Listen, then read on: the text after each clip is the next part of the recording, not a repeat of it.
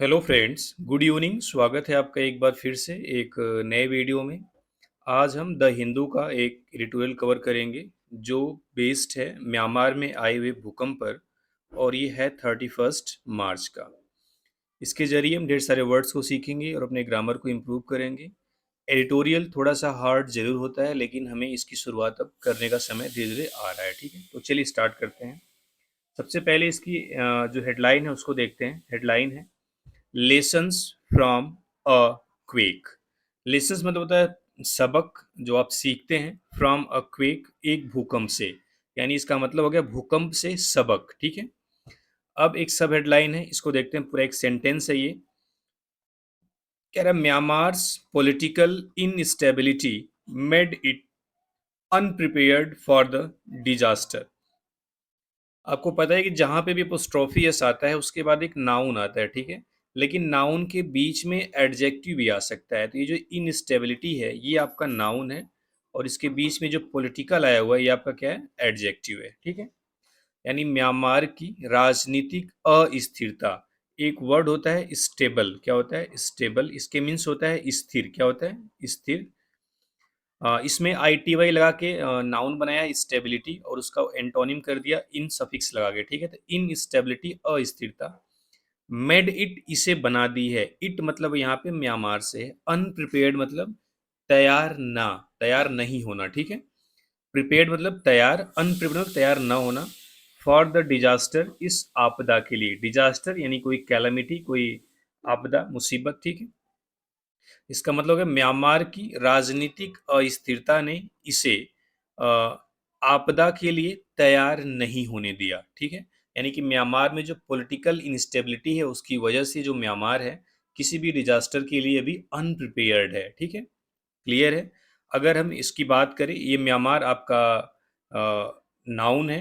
इसके जो पॉलिटिकल है एडजेक्टिव हो गया, इंस्टेबिलिटी आपकी क्या हो गई, नाउन हो गया। मेड आपका V2 है। इट आपका एक प्रोनाउन है जो कि म्यांमार के लिए इस्तेमाल हुआ है। अनप्रिपेयर्ड आपका एडजेक्टिव हो गया। एंड फॉर द डिजास्टर, आपदा के लिए, फॉर यहाँ पे प्रीपोजिशन है तो इसका एक ऑब्जेक्ट, डिजास्टर क्या हो गया, नाउन हो गया। ठीक है, तो हेडलाइन क्लियर है। अब हम एंटर करेंगे एडिटोरियल सेशन में, और लाइन बाय लाइन सारे सेंटेंस को समझेंगे, सारे वर्ड्स को समझेंगे। उम्मीद करता हूँ पूरा सेशन आपको समझ में आएगा। अगर आप बिगिनर्स हैं तो भी आपको चीज़ें समझ में आएंगी, बस आपको थोड़ा सा कंसंट्रेशन बनाने की ज़रूरत है। ठीक है, चलिए देखते हैं। कह रहा है rescue operations are in full swing, यानी कि रेस्क्यू ऑपरेशंस यानी बचाव अभियान। ठीक है, आर मतलब है, इन फुल स्विंग। फुल स्विंग एक फ्रेज है, अच्छा है। इसका मतलब होता है पूरे जोरों पर, चरम पर। ठीक है, यानी कि बचाव अभियान पूरे जोरों पर है। ठीक है, फॉलोइंग मतलब किसके बाद, the devastating 7.7 magnitude earthquake centred in Myanmar. ठीक है, डिवेस्टेटिंग मतलब जो बर्बाद कर देने वाला, या फिर विनाशकारी, प्रलयकारी बोल सकते हो, जो बहुत ही विध्वंसक हो। 7.7 मैग्नीट्यूड, मैग्नीट्यूड का मतलब है यहाँ पे इंटेंसिटी से है, तीव्रता से है। ठीक है, एक तरीके से अर्थक्वेक कितना कितना ज़्यादा भयंकर था वो ये मैग्नीट्यूड बताता है। ठीक है, तो 7.7 मैग्नीट्यूड तीव्रता वाला भूकंप, सेंटर्ड इन म्यांमार, जो म्यांमार में केंद्रित था। ठीक है, दोबारा देखते हैं सेंटेंस को। कह रहा है प्रलयकारी 7.7 तीव्रता वाले अर्थक्वेक के बाद जो बचाव अभियान है वो पूरे जोरों पर है। और जो अर्थक्वेक है वो सेंटर्ड कहाँ था, म्यांमार में। यानी अर्थक्वेक, इसके बाद यहाँ पे जो दैट वाज है आप समझ सकते हो, दैट वाज हिडन है, that was centred in Myanmar, या फिर दैट वाज को हटा दो, सीधे अर्थक्वेक के बारे में बता रहा है कि सेंटर्ड इन म्यांमार, ये आपका V3 है, जो म्यांमार में केंद्रित था या म्यांमार में आया था। ठीक है, ये आपका एक तरीके से पहला सेंटेंस हो गया। अब देखते हैं विच आई रिलेटिव प्रोनाउन है। विच मीन्स क्या होता है, जो, यानी कि सब्जेक्टिव केस के रूप में यहाँ पे काम कर रहा है। अगर सब्जेक्टिव केस के रूप में काम कर रहा है इसकी वर्ब आएगी। ठीक है, अकॉर्डिंग टू ऑफिशियल एस्टिमेट, यानी कि आधिकारिक आंकड़ों के अनुसार, आकलन के अनुसार। ठीक है, अनुमान के अनुसार। ये जो एस्टिमेट है ये आपका नाउन है। ठीक है, एक्चुअल में जो एस्टिमेट वर्ड होता है ये वर्ब भी होती है, नाउन भी होती है। यहाँ पे नाउन है क्योंकि ऑफिशियल यहाँ पे एडजेक्टिव की तरह काम कर रहा है। ठीक है, अकॉर्डिंग टू मतलब के अनुसार, ऑफिशियल एस्टिमेट यानी आधिकारिक अनुमान के अनुसार। ये जो विच सब्जेक्ट था इसकी वर्ब यहाँ पे आई हुई है, which has claimed more than 1600 live, यानी कि जिसने 1600 से ज़्यादा जिंदगियां ले ली, यानी कि इस भूकंप ने 1600 से ज़्यादा जिंदगियां ले ली। ठीक है, ये पहला सेंटेंस था। अगर इसमें हम बात करें सब्जेक्ट और वर्ब की, तो जैसे देखो, एक सेकेंड, थोड़ा सा इसके नीचे अंडरलाइन करता हूँ। ये जो आर है, किस कलर में ज़्यादा दिखेगा, ये जो आर आपको दिख रहा है, इसका सब्जेक्ट रेस्क्यू ऑपरेशंस है। ठीक है, उसमें भी जो ऑपरेशंस वर्ड है ये आपका नाउन है, तो उसके हिसाब से आर यहाँ पे आया हुआ है। ठीक है, मुझे लग रहा है दिख नहीं रहा है, एलो ही रहने देता हूँ। और यहाँ पे जो विच सब्जेक्ट है, इसका जो वर्ब क्या है, हैज क्लेम्ड। टेंस कौन सा है, प्रेजेंट परफेक्ट टेंस। ठीक है, चलिए आगे देखते हैं।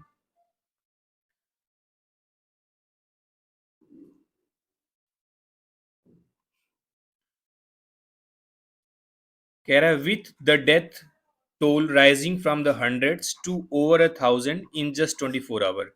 कह रहा है विथ द डेथ टोल, यानी कि जो मरने वालों की संख्या है, डेथ टोल मतलब मरने वालों की संख्या, राइजिंग फ्रॉम द हंड्रेड, जो हंड्रेड से बढ़ करके, to over 1000 in just 24 hour, मात्र 24 घंटे में ही 1000 से भी ज्यादा हो गई। कह रहा है कि मात्र 24 घंटे में ही मरने वालों की संख्या 100 से लेके 1000 से ज्यादा हो गई।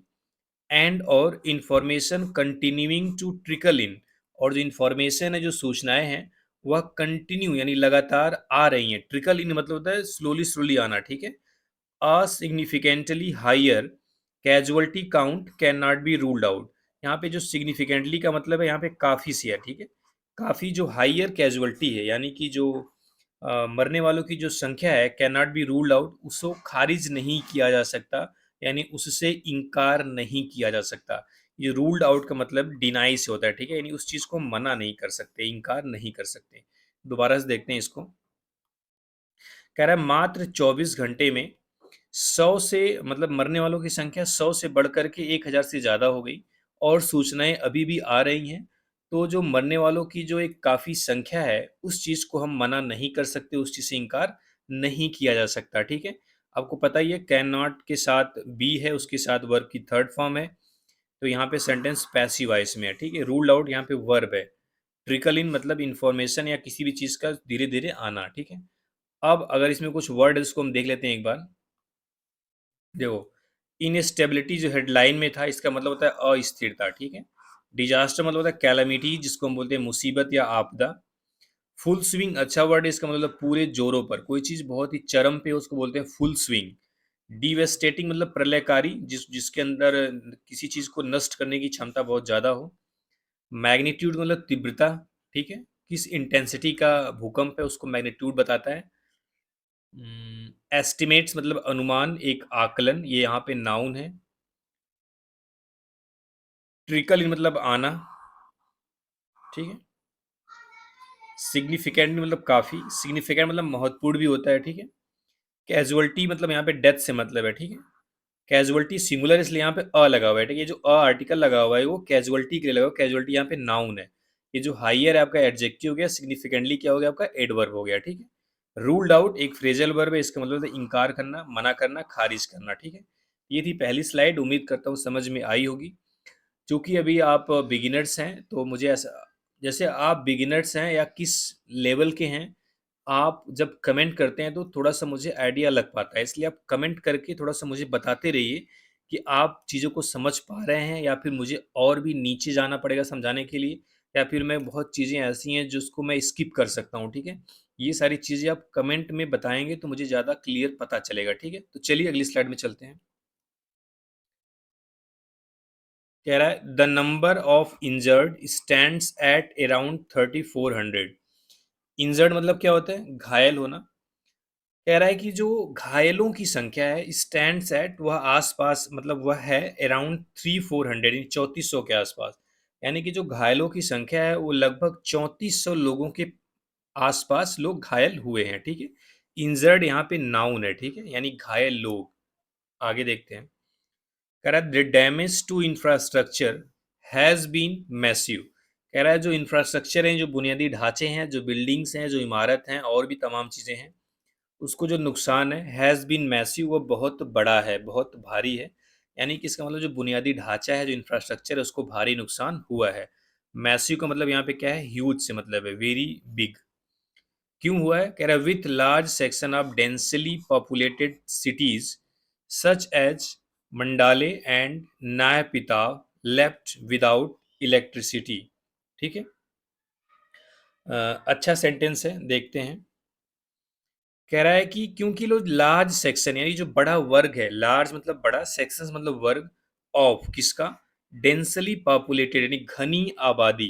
डेंस मतलब होता है घनी, डेंस मतलब घना होता है ना, पॉपुलेटेड मतलब जो पॉपुलेशन वर्ड होता है, एक पॉपुलेशन, ध्यान से सुनना, थोड़ा सा मैं बेसिक क्लियर कर रहा हूँ। पॉपुलेशन मीन्स होता है आबादी, पॉपुलेटेड मीन्स उसको एडजेक्टिव बना दिया, यानी और एडजेक्टिव को मॉडिफाई करने डेंसली क्या बना दिया, एडवर्ब। और ये सिटीज क्या है, आपका नाउन है, सिटीज क्या है, नाउन है। ऑफ जो प्रीपोजिशन उसका ऑब्जेक्ट क्या हो गया यहाँ पे, सिटीज नाउन। कह रहा है कि जो घनी आबादी वाले शहरों का एक बड़ा वर्ग है, जैसे कि, सच एज मतलब जैसे कि, ये नाम है दो शहर का, क्या नाम है, मांडले, MANDALAY, मांडले एंड ने पिताव। ठीक है, हो सकता है प्रोनाउंसिएशन इसका सही नहीं हो पा रहा हो, लेकिन आप समझो दो नाम है, Mandalay and Naypyidaw, left without electricity, यानी यहाँ पे ये बिना बिजली के हैं, बिना इलेक्ट्रिसिटी के हैं। ठीक है। कह रहा है कि जो घनी आबादी वाले शहर का एक बड़ा वर्ग, जैसे कि मंडाले एंड नेपिताव, ये बिना बिजली के हैं। ठीक है, यानी कि इनके बड़े सेक्शन में बिजली नहीं है। ठीक है। हॉस्पिटल्स आर ओवरवेल्म्ड, यानी कि जो हॉस्पिटल्स हैं वो पूरी तरीके से भरे हुए हैं। एंड और people are camping in the streets, और जो लोग हैं वो गलियों में कैंप लगाए हुए हैं, यानी गलियों में डेरा डाले हुए हैं। कैंप यहाँ पे वर्ब है। ठीक है, स्ट्रीट्स मतलब गलियों में। Their homes reduced to rubble, जो उनका घर है वह रबल बन चुका है, यानी कि एक इसको बोलते हैं डेब्रिस, मलबा। ठीक है, यानी कि उनका घर जो है वो मलबे में बदल गया है। रिड्यूस टू मतलब यहाँ पे रिड्यूस टू मतलब कम होना, यहाँ पे रिड्यूस टू मतलब तब्दील हो जाना, चेंज हो जाना। ठीक है, their homes reduce to rubble, उनका जो घर है वो मलबे यानी कि एक तरीके से खंडहर में तब्दील हो गया है। ठीक है। कह रहा है म्यांमार्स नेबर्स, यानी कि जो म्यांमार के पड़ोसी देश है, हैव रिस्पॉन्डेड स्विफ्टली, उन्होंने बड़ी तेजी से रिस्पॉन्ड किया है, यानी कि प्रतिक्रिया दी है। ठीक है, ये जो हैव वर्ब है इसका सब्जेक्ट क्या है, नेबर्स, प्लूरल इसलिए हैव लगा हुआ है। ठीक है, हैव के साथ वर्ब की थर्ड फॉर्म है, ये म्यांमार अपोस्ट्रोफी है, इसका नाउन नेबर्स हो गया। ठीक है। Dispatching warships and aircraft loaded with relief material and rescue personnel. ठीक है। अब देखो डिस्पैच मतलब है भेजने से मतलब है, सेंडिंग से मतलब है। ठीक है, आसान वर्ड में बोलो क्या, सेंडिंग। यानी कि डिस्पैचिंग वारशिप, वारशिप मतलब होता है युद्ध पोत, जिसको युद्ध में जो शिप्स इस्तेमाल की जाती हैं, यानी कि युद्ध पोत को भेजते हुए। एंड और एयरक्राफ्ट, और ऐसे एयरक्राफ्ट को लोडेड विथ रिलीफ मटेरियल, जो राहत के सामग्रियों से भरा हुआ है, राहत सामग्री से भरा हुआ है। एंड और रेस्क्यू पर्सनल, और बचावकर्ताओं से, बचाव कर्मियों से भरा हुआ है। रेस्क्यू मतलब बचाव ऊपर से ऊपर आया हुआ था। पर्सन मतलब व्यक्ति, यहाँ पे कार्मिक से मतलब है, यहाँ पे व्यक्ति आप भी समझ सकते हो, कर्मचारी भी समझ सकते हो। ठीक है, दोबारा से देखते हैं। कह रहा है कि म्यांमार के जो पड़ोसी देश हैं उन्होंने बड़ी तेजी से रिएक्ट किया, रिस्पॉन्ड किया है। वारशिप और एयरक्राफ्ट जो कि राहत मटेरियल मतलब सामग्रियों से भरे हुए थे और बचाव कर्मियों से भरे हुए थे, उनको डिस्पैच करके भेज करके। ठीक है। इंडिया, चाइना एंड थाईलैंड, यानी भारत, चाइना और थाईलैंड, यहाँ ब्रैकेट में एक चीज बता रहा है, कैजुअलिटी वर रिपोर्टेड, यानी कैजुअलिटी रिपोर्ट की गई थी आफ्टर ए स्काई स्क्रैपर, यानी एक गगनचुंबी, स्काई स्क्रैपर जो गगनचुंबी इमारतें होती है उसको स्काई स्क्रैपर बोलते हैं। आफ्टर किसके बाद, अ स्काई स्क्रैपर, एक ऐसी गगनचुंबी इमारत, दैट वाज अंडर कंस्ट्रक्शन, जो अंडर कंस्ट्रक्शन थी, यानी जिसका निर्माण चल रहा था, इन बैंकॉक, बैंकॉक में, कोलैप्स मतलब गिर गई, ढह गई, डिस्पाइट मतलब के बावजूद, being over 1000 kilometres from the AP centre, यानी कि एपी सेंटर से 1000 किलोमीटर से ज़्यादा दूर होने के बावजूद। ये जो एपी सेंटर है यानी कि जो जहाँ पे केंद्र है भूकंप का, ठीक है, भूकंप के केंद्र को एपी सेंटर बोलते हैं। आर है एमंग द कंट्रीज, उन देशों के बीच में, दैट हैव सेंट एड, जिन्होंने सहायता भेजी है। यहाँ पे एड का मतलब सपोर्ट से है, सहायता से है, हेल्प से है। ठीक है, दोबारा से देखते हैं। यहाँ पे जो ब्रैकेट की चीज़ें इसको आप छोड़ दो एक टाइम के लिए, ठीक है? ऐसे पढ़ो, India, China and Thailand are among the countries, यानी इंडिया, चाइना और थाईलैंड उन देशों में से हैं दैट हैव सेंट एड, जिन्होंने सहायता भेजी है। ये जो एड है यहाँ पे क्या है, नाउन है, सेंट का ऑब्जेक्ट है, दैट किसके लगा है, उन देशों के लिए, ठीक है। एक रिलेटिव प्रोनाउन है, हैव क्यों लगा, क्योंकि देश तीन है ना, कंट्रीज है ना, इसलिए यहाँ पे हैव लगा हुआ है, ठीक है। चलिए, इसमें कोई डाउट नहीं होगा। थोड़ा सा देख लेते हैं कुछ वर्ड अगर आया हुआ है तो। इंजर्ड मीन्स घायल लोग, यहाँ पे नाउन है, ठीक है। मैसिव मतलब होता है ह्यूज, वेरी बिग, विशाल। डेंसली मतलब घनी, डेंस होता है ना। पॉपुलेटेड, अब घनी आबादी, यहाँ पे लोगों से मतलब है। ओवरहेड मतलब बहुत ज्यादा भरे हुए हैं, बिल्कुल। रिड्यूस टू रबल मतलब होता है डेब्रिस, मलबा, खंडहर, ठीक है। स्विफ्टली यहाँ पे एडवर्ब है, इसका मतलब तेजी से, ठीक है। डिस्पैचिंग मतलब भेजना, डिस्पैच करना।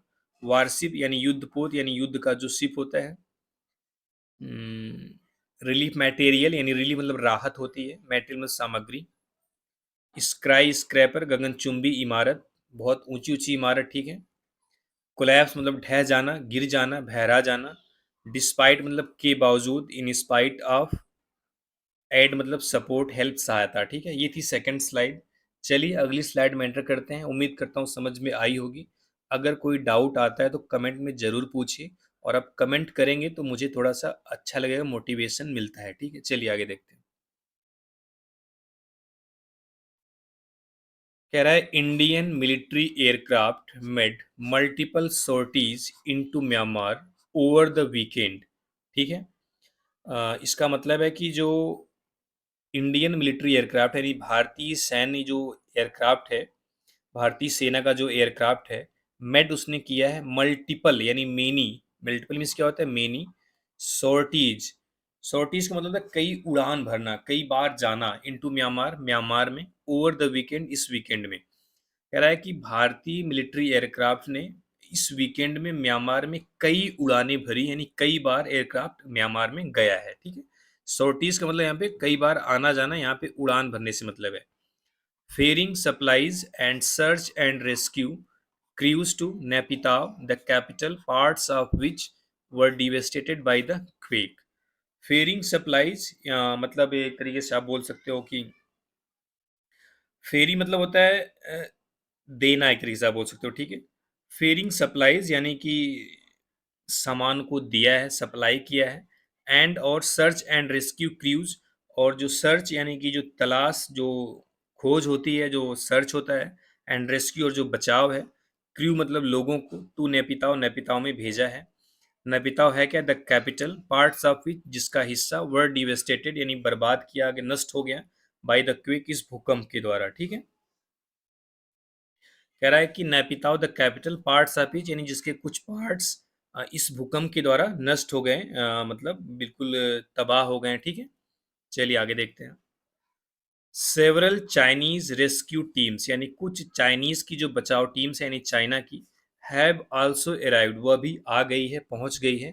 इंक्लूडिंग जिसमें शामिल है, वन एक ऐसी team that crossed overland from यूनान प्रोविंस, जो यूनान प्रोविंस से ओवरलैंड को क्रॉस करते हुए आई है, यानी जमीन पर ही आई है, ठीक है। जमीन के रास्ते आई है। According to China's embassy in Myanmar, यानी म्यांमार में चीन चाइना के एक दूतावास के अनुसार, ठीक है। म्यांमार लाइज यानी म्यांमार पड़ता है in a seismically active region at the convergence of four tectonic plates. अब कह रहा है, ये देखो सेंटेंस थोड़ा सा जो आप ज्योग्राफी पढ़ते हैं उसका थोड़ा सा एक यहाँ पे इस्तेमाल होगा। कह रहा है म्यांमार लाइज, म्यांमार पड़ता है in a seismically active reason. अ जो आर्टिकल आया हुआ है वो आया हुआ है रीजन के लिए, क्षेत्र के लिए। एक क्षेत्र, कैसा क्षेत्र, एक्टिव क्षेत्र, यानी सक्रिय क्षेत्र। कैसा सक्रिय, किस चीज में सक्रिय, सेस्मिकली एक्टिव यानी भूकंपीय रूप से, यानी जहाँ पे भूकंप बहुत ज्यादा आते हैं। तो रीजन आपका नाउन हो गया, एक्टिव आपका एडजेक्टिव हो गया, और सेस्मिकली क्या हो गया आपका, एडवर्ब हो गया। सेस्मिकली लगा हुआ है एक्टिव के लिए, और एक्टिव लगा हुआ है रीजन के लिए, ठीक है। कह रहा है म्यांमार एक भूकंपीय रूप से सक्रिय क्षेत्र में पड़ता है eight the convergence of four tectonic plates, 4 tectonic plates के मिलन स्थान पे, कन्वर्जेंस मतलब संगम होता है जहाँ पे मिलती हैं, ठीक है, मिलन स्थान, यानी जो 4 टेक्टोनिक प्लेट है जिसका नाम है यूरेशियन, इंडियन, सुंडा एंड बर्मा माइक्रोप्लेट्स, इनका नाम है, ठीक है। क्या नाम है? यूरेशियन, इंडियन, सुंडा एंड बर्मा माइक्रोप्लेट का जो कन्वर्जेंस पॉइंट है वहां पे मिलती हैं, ठीक है, जिसकी वजह से यहाँ पे भूकंप ज्यादा आता है। कह रहा है the constant shifting and collision of these plates, constant मतलब लगातार, शिफ्टिंग मतलब चेंज, लगातार बदलना, ठीक है, शिफ्टिंग मतलब क्या होता है? खिसकना, शिफ्ट होना, and collision of these plates, और इन प्लेट्स का कोलिजन करना, टकराना। कह रहा है इन प्लेटों का लगातार, कॉन्स्टेंट लगातार शिफ्ट होना यानी खिसकना और टकराना, आर रिस्पॉन्सिबल, वह जिम्मेदार है, फॉर मोस्ट अर्थक्वेक, ज्यादातर भूकंप के लिए, इन द रीजन, इस क्षेत्र में। ये जो आर वर्ब आई हुई इसका सब्जेक्ट क्या है? The constant shifting and collision, ये दोनों जो वर्ड हैं इसके सब्जेक्ट है, एंड से दो नाउन जुड़ा हुआ है, एक कोलिजन एंड शिफ्टिंग।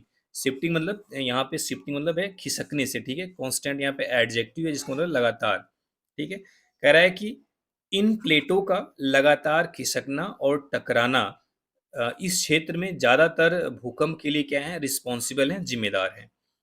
कह रहा है quakes of the magnitude witnessed on Friday are not uncommon.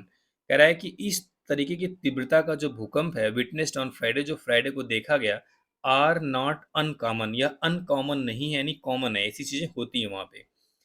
कह रहा है, ठीक है, कह रहा है द सेगेइंग फॉल्ट, यानी सेगेइंग फॉल्ट एक टर्म है, which is one of the Myanmar's most active, जो कि म्यांमार के मोस्ट एक्टिव फॉल्ट में से एक है। हैज प्रोड्यूस्ड, इन्हें प्रोड्यूस किया है, लाया है, 6 to 8 अर्थक्वेक, यानी 6 से 8 अर्थक्वेक ऑफ सिमिलर इंटेंसिटी, यानी कि इसी तीव्रता का, सिंस 1900, 1900 से, यानी 1900 से इसी तीव्रता का जो अर्थक्वेक है, 6 से 8 अर्थक्वेक सेगेइंग फॉल्ट की वजह से आया है, ठीक है। इसका मतलब है कि म्यांमार में जो सबसे सक्रिय, जो सबसे मोस्ट एक्टिव फॉल्ट है सेगेइंग फॉल्ट, उसने 1900 से इसी तीव्रता का यानी सिमिलर इंटेंसिटी का 6 से लेके 8 भूकंप प्रोड्यूस किया है, लाया है, ठीक है। यानी इसकी वजह से, किसकी वजह से? सेगेइंग फॉल्ट की वजह से म्यांमार में 1900 से, मतलब इसी तीव्रता का यानी 7.7 के आसपास की तीव्रता वाले 6 से 8 भूकंप आए हुए हैं, ठीक है। ये थी सेकंड, थर्ड स्लाइड, इसमें देखते हैं कुछ वर्ड, इसको कवर कर लेते हैं। सॉर्टीज का मतलब यहाँ पे उड़ान से है, कई बार आना जाना, ठीक है। डिवेस्टेटेड मतलब तबाह हो जाना, बर्बाद हो जाना। सस्मिकली मतलब भूकंपीय रूप से। कन्वर्जेंस मतलब मिलन, संगम, ठीक है। टेक्टोनिक प्लेट्स, ये थोड़ा सा आपको टर्म समझना पड़ेगा, ये इंग्लिश का वर्ड, मतलब इंग्लिश का टर्म नहीं है। कांस्टेंट मतलब लगातार।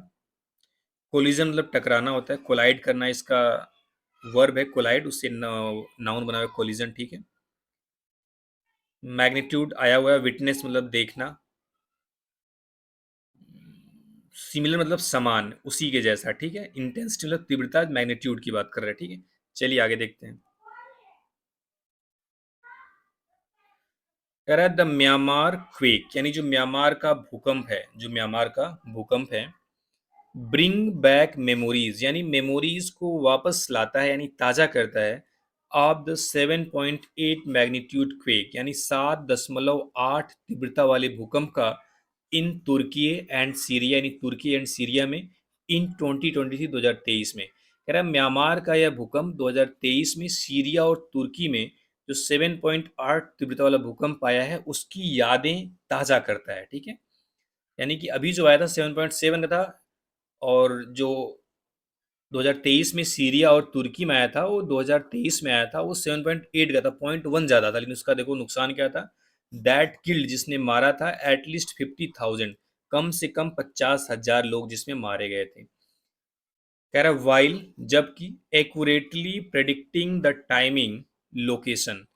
कह रहा है कि एक्यूरेटली मतलब सटीक तरीके से प्रेडिक्ट करना, यानी भविष्यवाणी करना, अनुमान लगाना, द टाइमिंग यानी समय की, लोकेशन जगह की, एंड इंटेंसिटी ऑफ अर्थक्वेक और भूकंप की तीव्रता की, रिमेन्स रहा है, बियॉन्ड करेंट साइंटिफिक कैपेबिलिटी, यानी कि जो वर्तमान वैज्ञानिक क्षमता है उससे परे, उससे हट करके। कह रहा है कि जो सटीक तरीके से किस क्या लगाना, भूकंप की टाइमिंग, लोकेशन और तीव्रता का अनुमान लगाना सटीक तरीके से।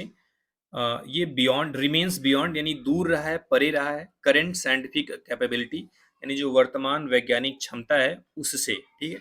यानी कि जो वर्तमान में वैज्ञानिक क्षमता है उसने अभी तक करेक्टली, एक्यूरेटली टाइमिंग, लोकेशन और जो इंटेंसिटी है उसको प्रेडिक्ट करने में असफल रहा है, ठीक है।